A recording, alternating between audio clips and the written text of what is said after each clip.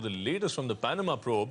So today the Supreme Court has asked the centre to place before it in a sealed cover and within 4 weeks all the 6 reports of the multi-agency group that was constituted by the government to probe the Panama Papers case. In fact, Ashmit has been tracking that case from the courts. Ashmit, what transpired today? What did the court say?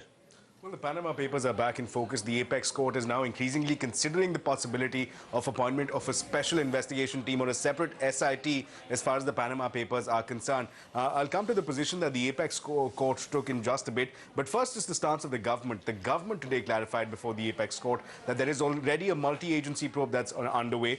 This multi-agency probe, the government clarified, includes the CBDT, the RBI, the Enforcement Directorate, as well as the FIU, and that they're increasingly looking at all the names that were raised by way of the Panama paper leaks. The government has also importantly clarified that it's important to understand, and this is the clarification that they issued before the Apex Court.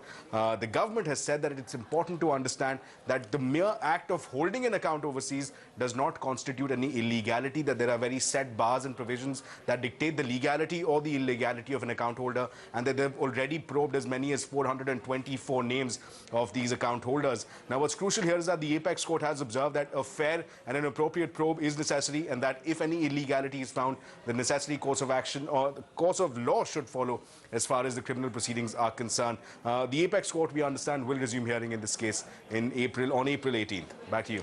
Right, Ashmit. Thanks so much for joining us with all the details from there.